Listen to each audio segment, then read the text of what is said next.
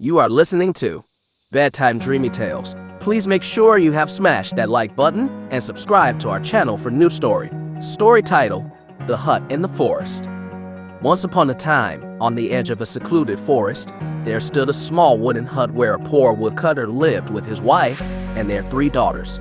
The eldest daughter was hardworking, the middle child was carefree, and the youngest was clever and kind. One morning, the woodcutter told his wife, "Send our eldest daughter to bring my lunch in the forest today, otherwise I won't finish my work.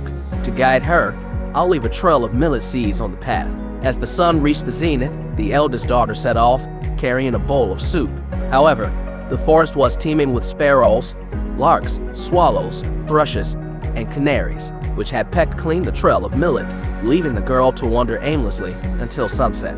Terrified by the sounds of the forest at night and the hooting of the owls, she eventually saw a flickering light through the trees. "Surely there must be someone at home who could offer me shelter," she thought, and hastened toward the light. Soon, she reached the house, and its windows shone brightly into the night. She knocked on the door, and a gruff voice commanded, "Come in." Inside, she found an old man with a white beard so long it nearly touched the floor, sitting by a fire with a hen, a rooster, and a cow. She shared her plight and asked to stay the night.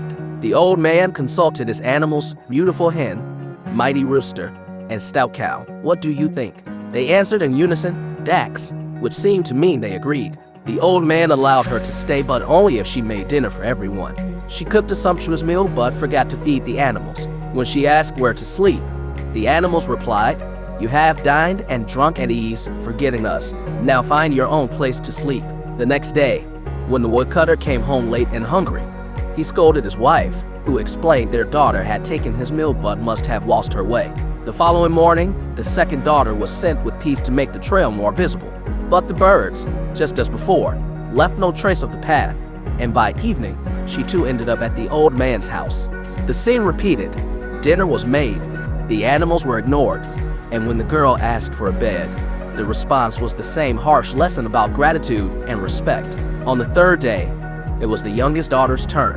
The woodcutter, though hesitant, sprinkled a trail of larger beans, hoping she wouldn't lose her way.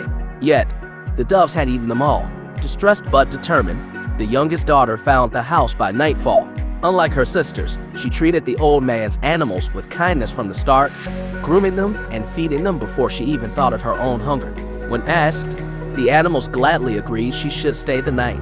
That night, as the youngest daughter lay down to sleep after a prayer, the house began to shake violently as if it were collapsing, yet by morning, all was calm. She awoke in a splendid palace, surrounded by golden flowers on green silk walls, an ivory bed with red velvet covers, and a chair holding pearl-encrusted slipper. The old man had transformed into a handsome prince. He explained that he and his servants were under a spell, bound to live as an old man and farm animals until someone kind and pure of heart broke the curse. Her acts of kindness had set them all free. The prince quickly arranged for the woodcutter and his wife to be brought to the palace. A wedding was planned, but the youngest daughter inquired about her sisters. The prince revealed they were in the cellar, to be taken to the forest the next day to serve a charcoal burner until they learned to be kind. The story spread across the kingdom, a tale of kindness, generosity, and the magical transformation that it could bring. Thus, in the depths of the enchanted forest, within a palace born from a humble hut, the young bride and her prince began a life of love and rulership, forever advocating for compassion towards all living beings, setting an example that would echo throughout their realm for generations.